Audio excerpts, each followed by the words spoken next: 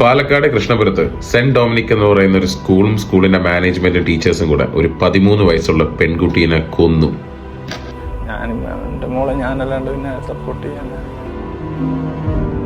മരിച്ചുപോയ കുട്ടിയുടെ അച്ഛൻ പറയുന്നതിന്റെ ഒരു ബിറ്റാണ് നിങ്ങളെ കണ്ടത്.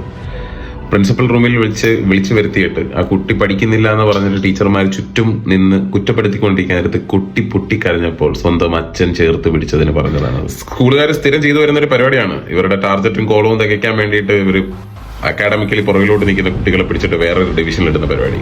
ഇവിടെയും അത് തന്നെയാണ് നടന്നത്. പക്ഷെ ആ കുട്ടിക്ക് അതിനുശേഷവും അവരുടെ അടുത്തുനിന്നും ഇവരുടെ മാനേജ്മെന്റിനകത്തുനിന്നും ഉണ്ടായിട്ട് വന്നു വരുന്ന കുറ്റപ്പെടുത്തുകയും സമാധാനക്കേട് സഹിക്കാൻ പറ്റാതെയാണ് ആ കുട്ടി ആത്മഹത്യ ചെയ്തത്.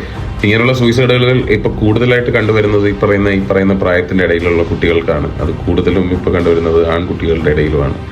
സ്വന്തം വീട്ടുകാരോട് പോലും അവരുടെ മാനസികാവസ്ഥ പറയുന്നില്ല ഇപ്പോഴത്തെ കുട്ടികൾ. നമ്മൾ മനസ്സിലാക്കാനും ശ്രമിക്കുന്നില്ല എന്നുള്ളതാണ് അതിന്റെ കൂടെ ഒരു സത്യം. ഈ വീഡിയോയുടെ ഉദ്ദേശശുദ്ധി ആ കുട്ടിയുടെ മരണം ഒരു സാഡ് BGM വിട്ടിട്ട് ആൾക്കാർ അറിയിക്കണം എന്നുള്ളതല്ല. ഇപ്പോഴും ആ സ്കൂളിൽ പഠിച്ചുകൊണ്ടിരിക്കുന്ന ബാക്കി ആൾക്കാരുടെ പേരൻസിനോടാണ്. ഇങ്ങനെയാണ് ആ സ്കൂളിൽ ഒരു കുട്ടിയുടെ മെന്റൽ ഹെൽത്ത് കൈകാര്യം ചെയ്തത്. വേറെ കാര്യം നമ്മൾ മനസ്സിലാക്കണം, നമ്മൾ മനുഷ്യരാണ്. പലർക്കും പല രീതിയിലായിരിക്കും കഴിവുകളുള്ളത്. അത് മനസ്സിലാക്കി അതിനെയാണ് വളർത്തേണ്ടത് സ്കൂളുകളെല്ലാം. അല്ലാതെ എല്ലാവരെയും പിടിച്ചിട്ട് ഓടടാ ചാടടാ അതല്ല സ്കൂൾ. സ്നേഹം പറക്കട്ടെ, സ്നേഹം മാത്രം.